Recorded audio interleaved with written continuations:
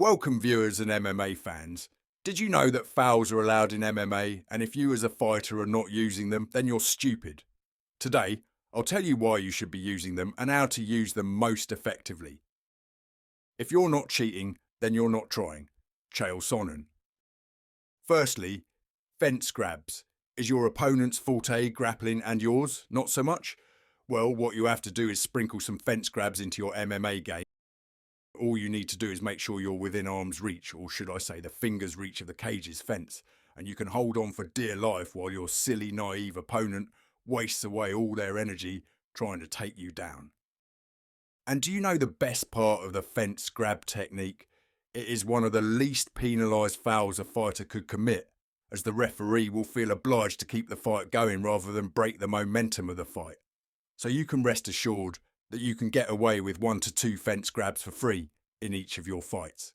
Some classical examples of fence grabs are Jose Aldo versus Chad Mendes, the recent Joaquin Buckley versus Vicente Luque, and Tyron Woodley versus Damian Maia.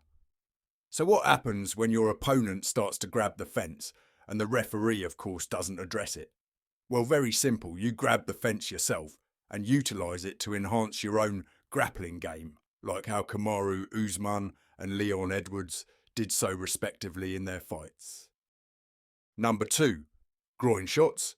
Are you tired in the middle of your fight, or your opponent seems to be putting on a pace that you just can't deal with at the moment? Well, we have just the foul for you. Groin shots are an incredibly effective momentum killer and energy sapper, as the afflicted fighter is forced to deal with an instant wave of pain and discomfort that sometimes may last for days after the fight. Notable examples through MMA history include Mirko Cro Cop versus Czech Congo, Gabriel Gonzaga versus Chris Tuchscherer, and various Derek Lewis fights.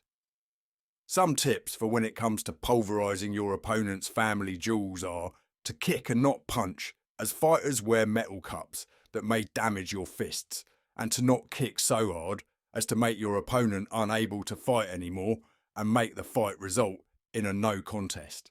Unless you are losing the fight anyways, then blast away at will. Now lastly, for the most proven and trusted foul guaranteed to increase your chances of winning is the classic eye poke, or if you're Chris-eyed man, the left-right double eye poke, whether you're behind or ahead in a fight. Whether it's early in the fight or late in the fight, your trusty eye poke will deliver you instant results in any situation. All you have to do is extend your fingers out and point them in the general direction of your opponent's eyes when they come charging in to get off their strikes. It doesn't matter which finger you poke their eyes with, as long as your digits are in their eyes, your hand will act like a shotgun blast to their eyes.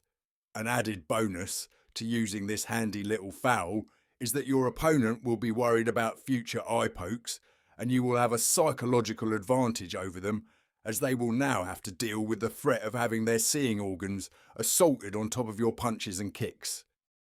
Some notable instances of the eye poke being used are Chris Eidman on Bruno Silva, small-faced freak Ruzi Boev on Cedric Dumbass, Bobby Green on Tony Ferguson, John Jones, and Daniel Cormier's careers. Remember kids, just as SpongeBob has his old reliable jellyfishing net for catching the most difficult of jellyfish, you have your trusty eye poke to aid you in any situation. Speaking of reliability, I can recommend no other combat sports gear brand than RDX Sports for the best protection and comfort. As a viewer of the Combat Coliseum, you'll get 10% off your whole cart, including already on sale items.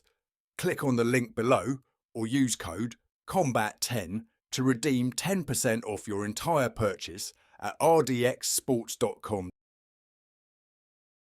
Bonus tips. 1. Be the crowd favourite so the referee will feel an additional pressure to keep the fight in your favour as to not antagonise the stadium full of bloodthirsty fans. 2. Certain incompetent judges will let you off the hook with more fouls like the roided up gnome Copeland or the living mannequin Vitor Ribeiro, so be sure to utilise your fouls in full force when these certain referees are officiating your fights. 3. And finally, when you offensively foul with something like an eye poke or groin shot, make sure you jump on your opponent as quickly as you can so that it looks like you've actually stopped them in a legitimate way, rather than the truth of you violating your opponent's squishy bits when they least expected it. If you've enjoyed this video just as much as I've had in creating this rant, then I'd really appreciate it if you eye poke that like button and groin kick that subscribe tab. Thanks for watching, everyone. Until next time, stay fouling.